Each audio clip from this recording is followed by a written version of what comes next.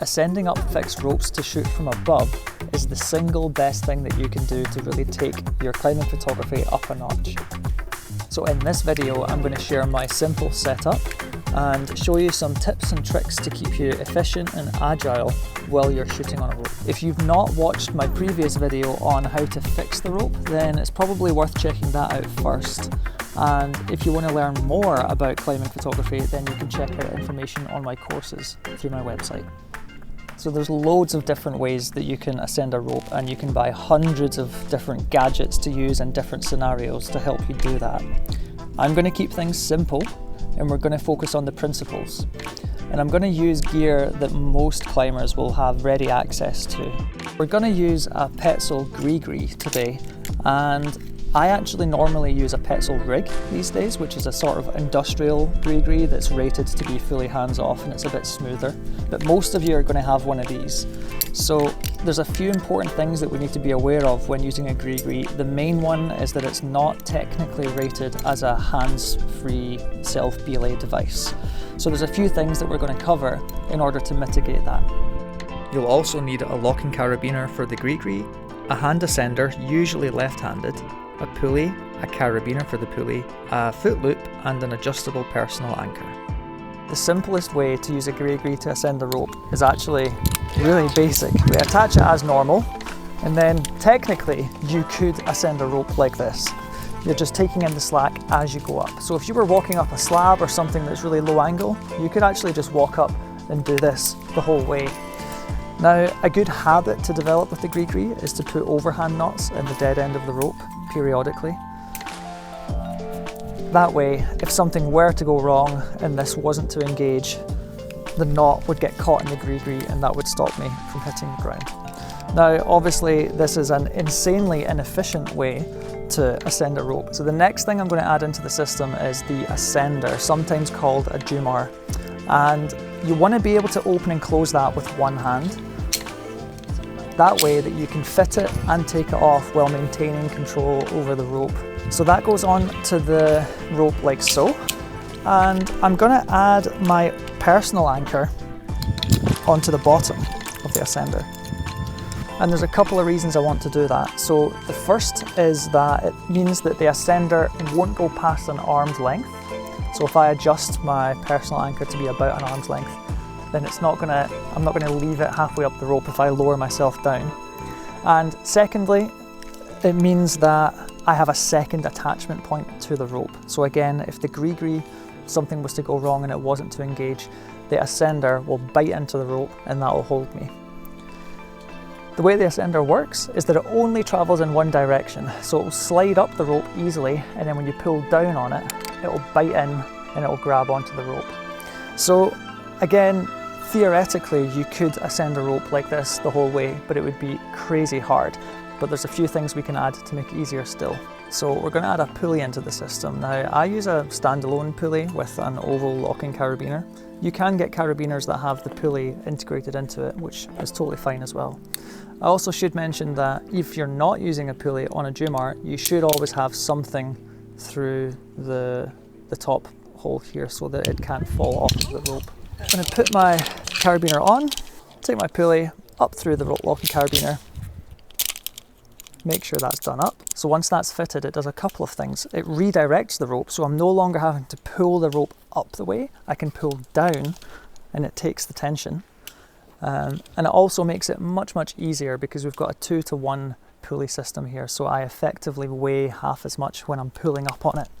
So this is getting pretty close now to like a decent setup where you could use this on vertical terrain. You could use it on something if you have footholds in front of you and you can stand up and take in the slack as you go.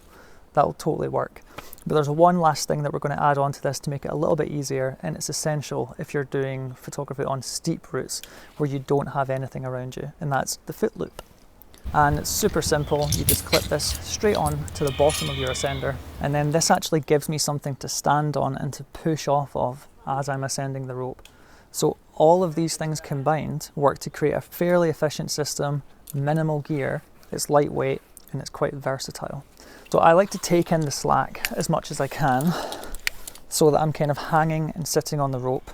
And then the first thing I'll do is to put an overhand knot, and then I'll put my foot in the foot loop. So that means that I'm not having to do it while I'm on the ground. I can sit here and get the foot loop nice and tight. And you want to kind of have it on the arch of your foot or close to the toes, but not too far forward. Otherwise you can't really press through it as hard as you would like. So once you've taken in the slack and you're sitting on the rope, I'll always sit there fully weighted and just double check all my systems, make sure my carabiners are done up, make sure that my sling is attached to the ascender, and then you're pretty much good to go. So in terms of the movement, the key thing is that it's all in your hips. You want to keep your legs and your arms kind of straight and rotate around your hips and thrust towards the Jumar. So it's kind of like that sort of movement.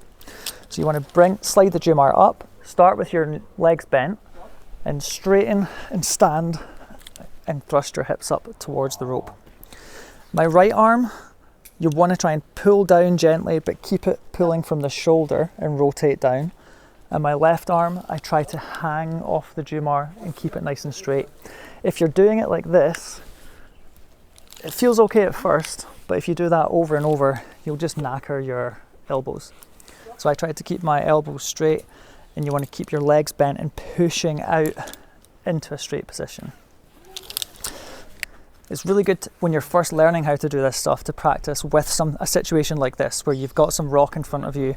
You can keep your feet planted and you can use it to help push you up the rope. But the next thing we're going to look at is this same setup, but completely free hanging with no external assistance from the rock. We've redirected this rope now so that it's hanging much further away from the rock. And the first thing I'll always do is take in the slack and get it as tight as possible with my feet just sitting on the ground. And then I'll gently sit on the rope and let it take me to where it wants to hang. There's no point trying to fight it and stay on the rock. You want to just gently sit onto it and swing out to the point where you're hanging on the fixed gear above. So once you've got the first few meters out of the way and you're hanging in space like this, the movement is basically the same.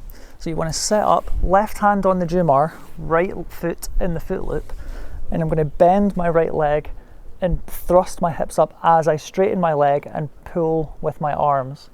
But bear in mind, I'm keeping the arms straight. So it's like that. Bent leg, straight arms, thrust the hips up. And then you can get into a nice rhythm.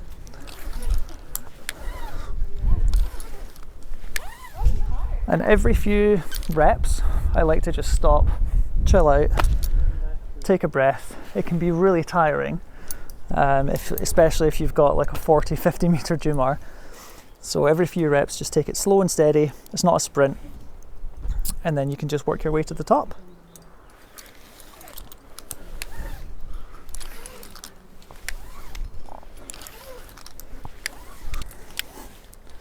So just coming up to one of my redirects, and we need to be able to pass this in order to keep ascending. So the first thing I'm going to do before taking my hand off the controlling end of the rope is put another overhand knot, and then I feel comfortable going hands free. Then I'm going to take my personal anchor and I'm going to put that in the top carabiner of the quick draw, like so. And then I'm going to pull up and take that nice and tight. So now my personal anchor is tight and the fixed rope is slack. So now it's as easy as undoing the clove hitch on the quick draw, and then you take in all the slack to the next redirect. And then I'm going to lean over and uncam my adjustable lanyard until it's just about an arm's length away from me. And now I'm pretty much directly under my next redirect, so I can again lean over, take that quick draw out, or leave it in if I need to reattach into it on the way down. Then I'll put my personal anchor back on to my ascender, stash my quick draw, and then I'm ready to keep going up to the next redirect.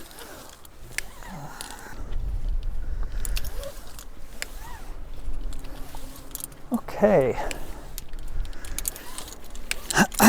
So, the last thing to do after you've taken your amazing, awesome climbing photos is to come up to the anchor, and we need to clean this and rethread it so that we can lower ourselves back down to the ground. The easiest way to get your gear back is for you to bail, go back down, and ask the climber to remove this stuff and just clip their fixed rope back onto their harness and bring it down with them. But it's really important that you have the skills to be able to rethread this and lower yourself, so you can't always be reliant on someone else cleaning your gear for you. I'm gonna pull up a little bit of slack, and I'm just gonna hitch that onto my harness so that I can't drop anything and the fixed rope is attached onto me. Then we can start to remove our gear, and just be very careful to take your time so that you don't drop anything. Now I'm going to take my personal anchor off the ascender, and I'm going to put that onto the bolts. So here, I'll put it onto the top hanger there and do that up.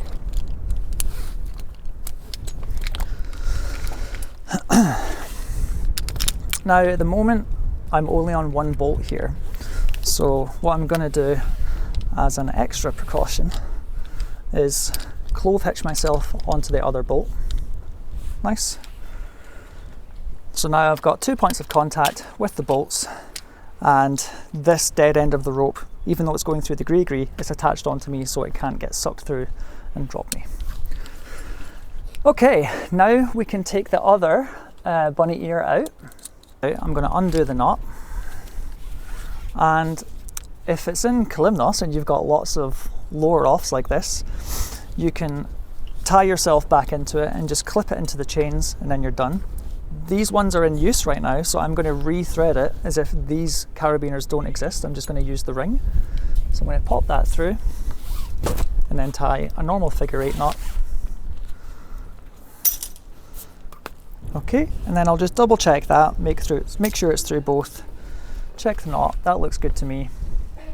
So now I'm going to take my clove hitch off, but I'm still on my personal anchor.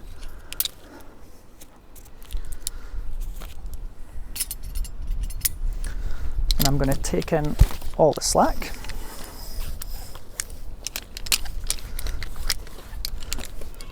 And I'll take it in as tight as I can to double check that my personal anchor is now slack. I'm on the gree-gree, which is going through the ring, back down to my figure 8. I've got all my gear. I can take my personal anchor off.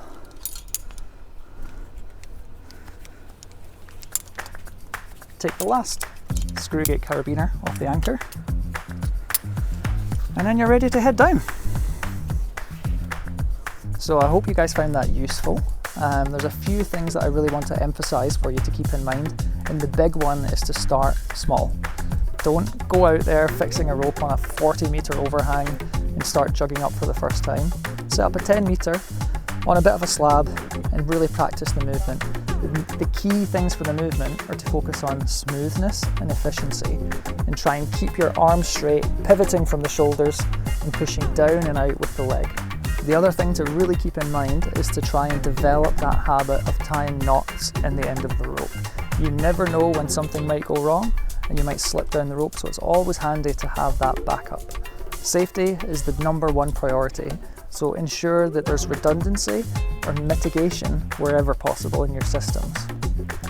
If you want more personalised coaching for climbing photography, please do check out my website. There's a link in the description below.